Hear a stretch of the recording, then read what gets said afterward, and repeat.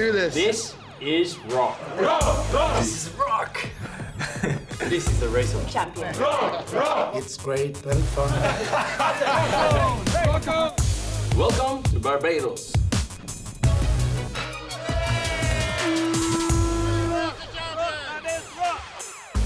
We're the champions.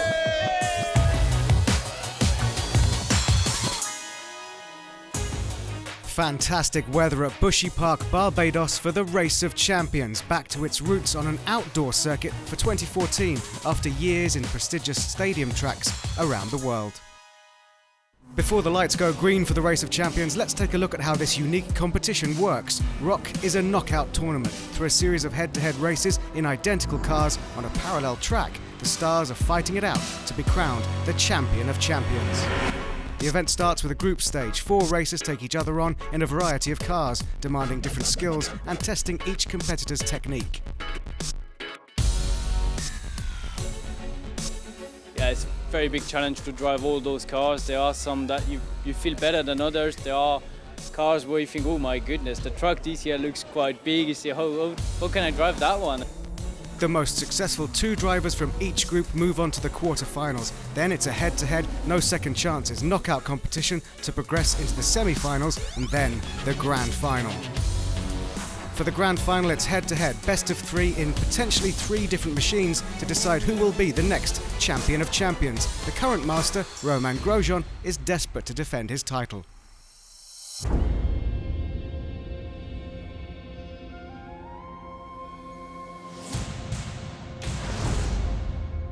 On an island of just 14 miles wide, there's a lot of water. Perfect playground for motor racing champions. Welcome to the ROC in Barbados. 9-time Le Mans champion Tom Christensen, FIA F3 European champion Esteban Ocon, Formula One's First Lady Susie Wolff, and GP2 champion Jolyon Palmer. To enjoy an afternoon of sun and sea at the driver's luxury resort and residences, Port Ferdinand.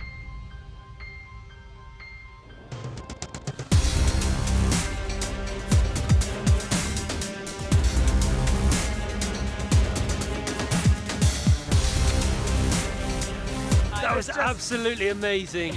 Can't wait, ready to rock. You are making big waves.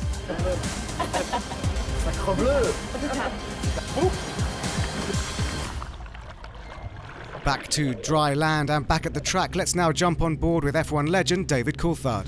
Okay, so ROC buggy on the start-finish line. First gear, got to watch these lights. Up against Tom.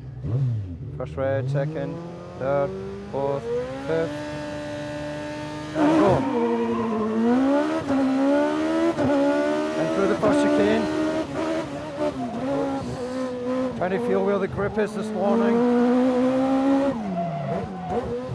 Down 2 gears, through the tight left. Up to the next chicane. And then getting ready for over the bridge. Over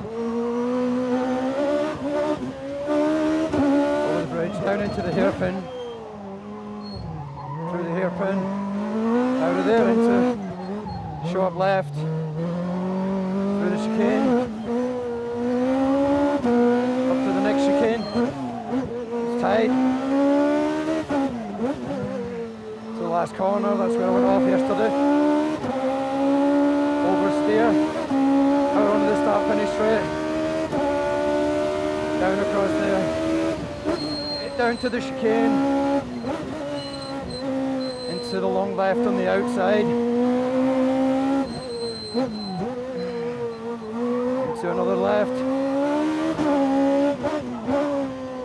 Through the drifter, into the next left, under the bridge. Nice and tight on the right, good acceleration out. Down into the hairpin. Out of the hairpin. Through the left.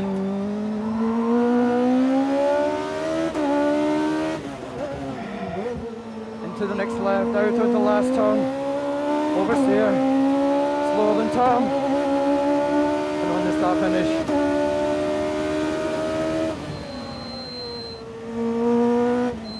And that was a lap. Racing Champions. Quite difficult to talk and drive, actually. At the resort, it's breakfast time at Port Ferdinand. And Petter Solberg is first to appear. Morning. Early in the morning? I'm not ready. Hey buddy. High five. High five. Bonjour. I spent the night with my shoes in the microwave trying to dry them. I think I expect you for 6 people.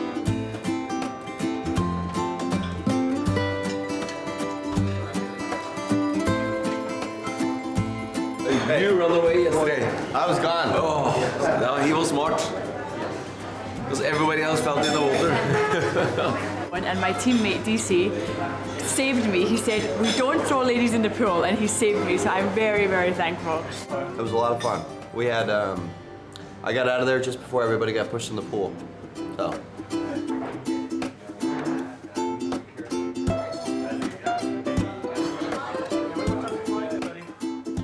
Thank you very much. I guess Tilda must have raised you to protect her with your life. Tilda's Austrian. This is a Scottish thing. Look at the other picture also. Yeah. Took him, just nailed him. But then he started the opposite. He started to lick my ear and kiss me and stuff. So it was more like a romantic thing, you know. I didn't want to go in personally, but I had a hold of Petter, and I was tonguing his ear, trying to put him off. I thought he would go, "Oh, get it off," but he was like, "Oh, take it." After an evening at the legendary ROC Lounge, the camaraderie is clear between these racing greats.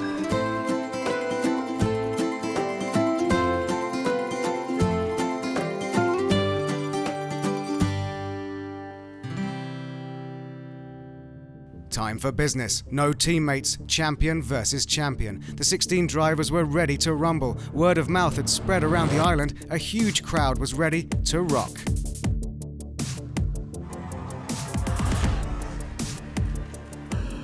Group A dominated by David Coulthard. The Scot won all 3 of his races. Firstly, he beat Jamie Whincup.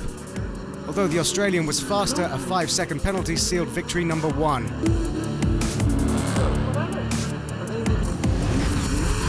Next competitor, none other than Romain Grosjean. The reigning champion had a brilliant start, but at half-time, Coulthard led by 4 seconds to bring it home.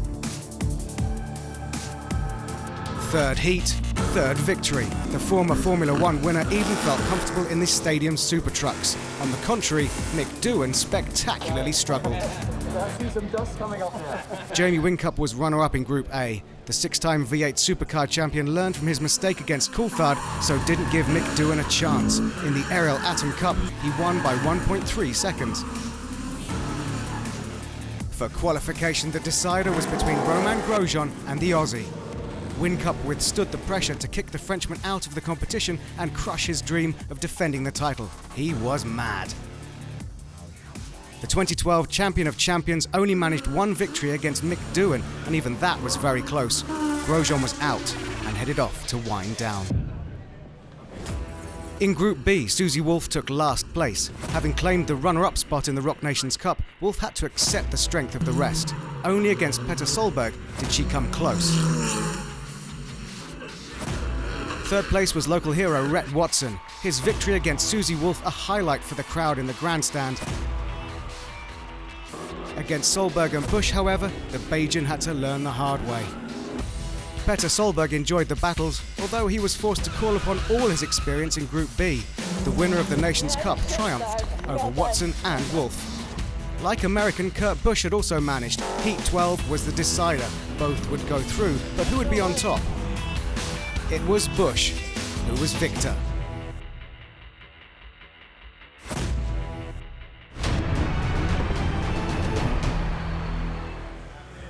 This is no ordinary Nissan Juke. Instead, Terry Grant has Easy Drift tyres fitted to allow it to drift to extremes. Unsurprisingly, Terry puts on an awesome show. But he is also here to set a world record. The idea? Fill the Juke with as many people as possible. He manages 15. and then drives it on 2 wheels, of course. It's a remarkable sight, his 20th world record. Naturally, the international stunt driver is very happy.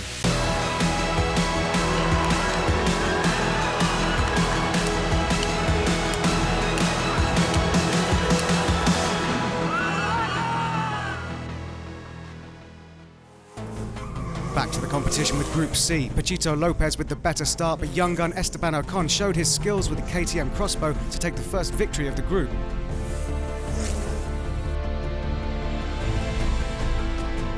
Robbie Gordon was strong in Nations Cup. Day 2, even stronger. First victim, the Jamaican Doug Gore, who had only qualified 24 hours ago as the fastest non-Bajan in ROC Caribbean. Off-road legend Gordon then defeated Esteban Ocon as the ROC car suited the American style over the F3 champion. Jose Maria Lopez needed a win, and the Argentine did just that, keeping his chances for quarter-finals alive by defeating Doug Gore. Gore was already eliminated, but a win for Ocon would give him the chance to progress to the quarter-finals. It was close, just 0.23 of a second, but the Frenchman held on. All eyes on the final race. A win for Gordon would see him go through, and Ocon, and elimination for Lopez. Gordon was exceptional. Remaining undefeated, he progressed to the knockout as favourite. Lopez out again. Group D started with a head-to-head of generations. Mr. Le Mans Tom Christensen against German Pascal Wehrlein. The Dane tapped the chicane and got a 5-second penalty. Wehrlein handed the win. In Wehrlein's next race, the German struggled to manhandle the Euro Nascar, and Ryan Hunter-Reay stole the victory. Christensen had to win his next heat no matter what, but no panic for the 9-time Le Mans winner. He dominated GP2 champion Jolyon Palmer, much to the delight of Tom's son. As Palmer had already lost his first race to Ryan Hunter-Reay due to smashing this chicane, the Brit was already out of the competition before he ended his ROC debut with a spectacular crash in the Stadium Super Truck.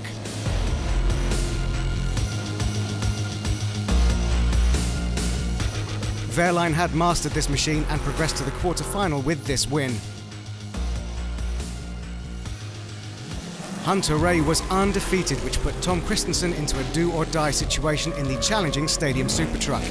TK had to be on the limit. He went too far, leaping the barrier and out of contention. Disappointment for many, showboating for Hunter-Reay.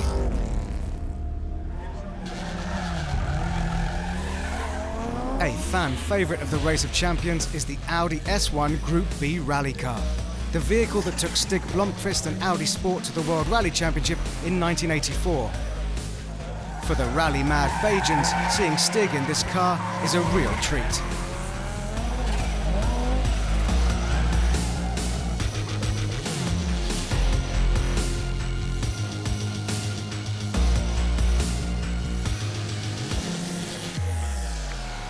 So Petter Solberg on our left, David Coulthard on the right. There's no second chances here. It's go faster, go home, and Solberg gets the whole shot, at least for the moment. David Coulthard has proved very competent indeed in the 600 horsepower specially built rallycross cars from VW. Looks like a Polo, it's a proper race car underneath. Second in the FIA World Rallycross Championship for mix for VW, and these two cars have just come back from Argentina to be with us, especially for Race of Champions 2014 here in Barbados. Petter Solberg has not really got down to business with these cars, and you can see now that David Coulthard and that very, very precise style of a racing driver, Tom Christensen looking on there, presumably cheering on Petter Solberg, his ROC Nations Cup teammate. Oh, as Coulthard goes off! Oh, that is really dirtied up the tyres as well now. David Coulthard from cruising to a victory, but Solberg makes a mistake as well and ends up nose into the wall. So 2 mistakes in a couple of 100 metres from these two very experienced drivers, and all of a sudden this race has come alight. It looked like an easy victory for David Coulthard, but has he managed to hang on? Big slide, marvellous stuff And Solberg is putting all of those 600 horses onto the road. It's going to be tight, but surely Coulthard has done enough as Solberg lights up the rear tyres. He's not going to get near the Scotsman, and David Coulthard remains unbeaten and goes through.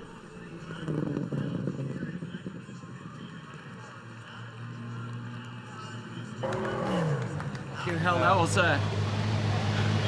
It's an adrenaline rush, then.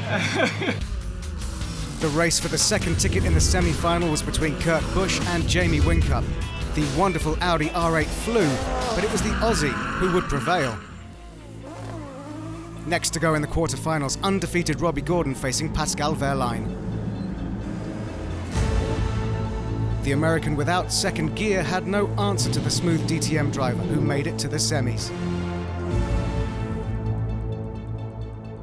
You know, I think I had a shot at winning. I know I've run times as fast as they just went in the KTM, so if I could have advanced, but like I said, I think second gear was broken, and I'm not making excuses. It just is what it is. It happens. Indy 500 champion Ryan Hunter-Reay went into the last quarter-final with high expectations, but young Garn O'Conn was comfortable in the crossbow, and the FIA F3 champion was able to neatly eliminate the last of the Americans.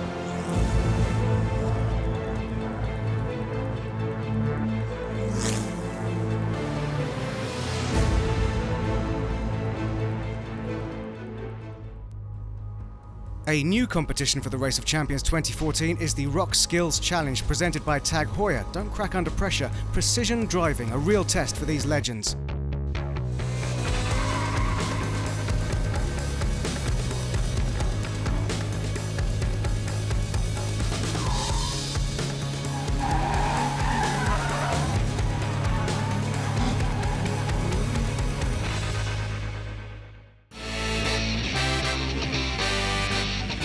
Six drivers faced each other in the finals. The Atom was the tool for the preliminary round, but without practice, Palmer, Christensen, Coulthard, Solberg, O'Conn and Busch would be thrust into the KTM crossbow to thread around the tight Skills Challenge course. Neatness seemed to be key to a fast time for Palmer, TK and Esteban Ocon.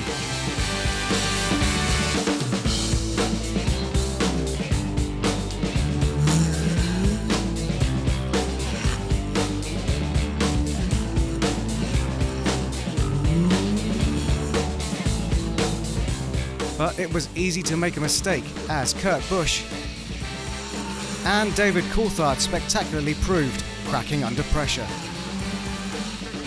It was Ocon who was fastest. An online vote for the public's most spectacular driver polled DC as the favourite, but Ocon did enough to win the inaugural ROC Skills Challenge.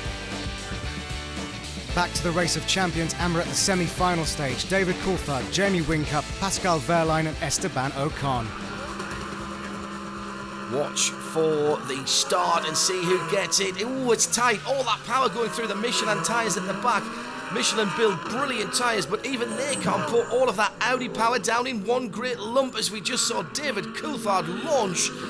He's been playing with the electronics on the Audi R8 LMS, sometimes doing the launch controls, sometimes doing a manual start. He's done the manual start there. That would suggest that DC's reflexes have dulled not at all since his retirement from Formula 1 and DTM. Now he's built up a decent lead on Jamie Whincup, who's had a brilliant few years. 6 years out of 7 he's won the Aussie Super V8 Championship. And in his career, he's never driven a left-hand drive car before. Of course, he's been to Race of Champions before, so he knows how to jump in and out of different machinery. But at the moment, he's having to play second fiddle just a little bit to the Scotsman. Great overhead shot showing how the track diverges and the crowd picking their favourites. Coulthard or Whincup in the Audis. The winner goes through to the Champion of Champions runoff, the final for 2014. Oh, this is tight. Look at that. Whincup's pulled it back and he's ahead just for a moment, but Coulthard can take a little more speed because he didn't have to brake for the chicane. The crowd are on their feet and it's going to be tight. It's going to be Coulthard. The Scotsman goes through to the final.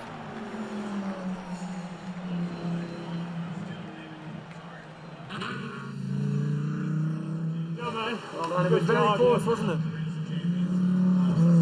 You were ahead as I came out, of the infield left, but I knew you had the chicane. And then you lose sight of the other car. Yeah, well done. It's been really fun. It's a tricky course. You can see everyone's working hard, and you know, a little bit you've got to get lucky sometimes with the car you're driving, but in the end, it's, you know, the fun of course is in the competing, and so far today it's gone well.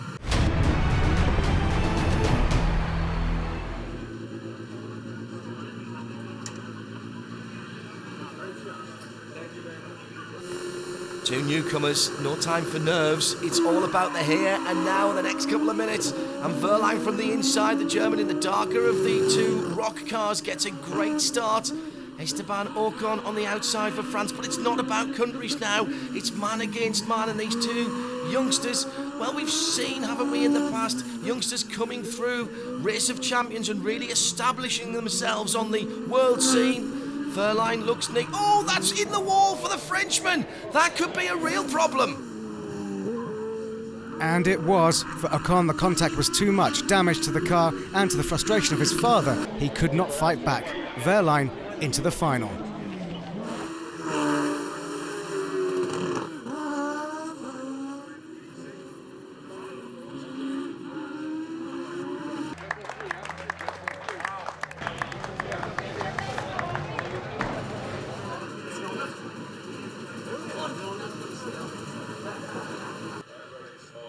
Confirmation that the 2014 Champion of Champions will be either David Coulthard or Pascal Wehrlein.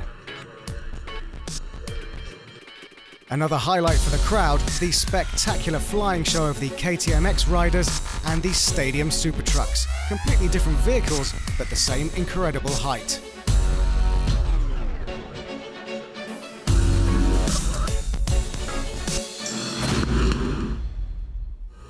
Time to find the champion. Old hand Coulthard versus young gun Wehrlein. Best of three, Heat 1 in the KTM Crossbow. Equal starts for the Mercedes duo, but the Scot profited from his experience and built up a good lead. Danger for Coulthard with a warning for hitting the barrier, but he led at half-time by 4.3 seconds. The second lap always reduces the gap, but it wasn't enough. 1-0 to the Scot.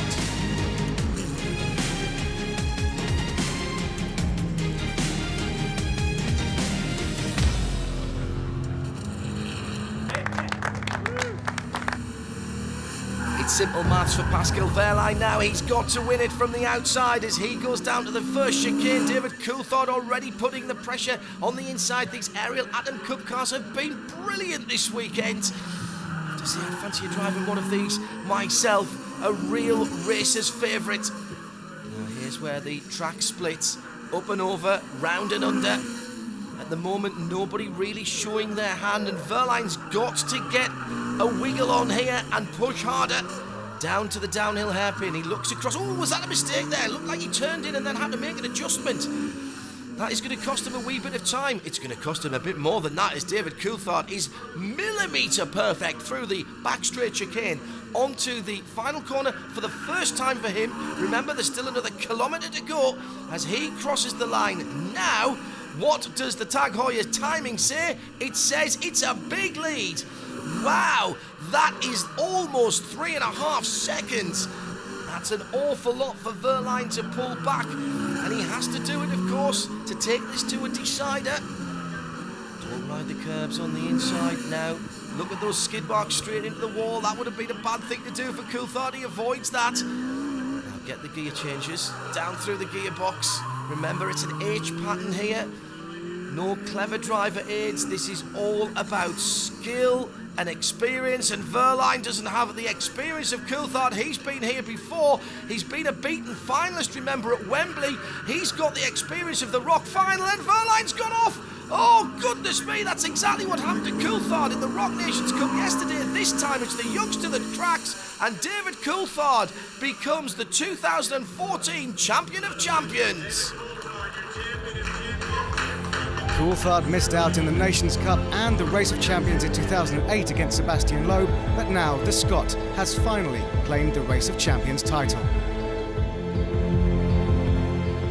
Fantastic. Thank you very much to the fans who've come here to watch this race in Barbados. We've had a fantastic week, never mind a fantastic race weekend. So huge thanks to all the, you say Bayesians?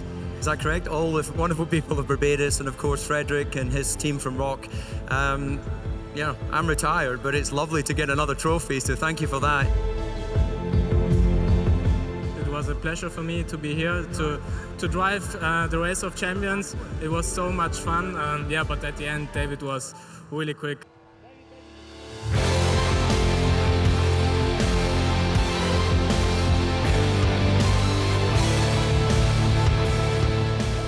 DC's wife, Karen Minier, was incredibly proud. Her partner still has it and rewards him with a very special trophy.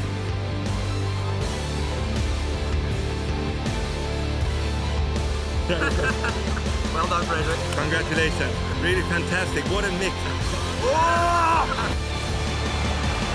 David Coulthard, a deserving winner of the Race of Champions 2014.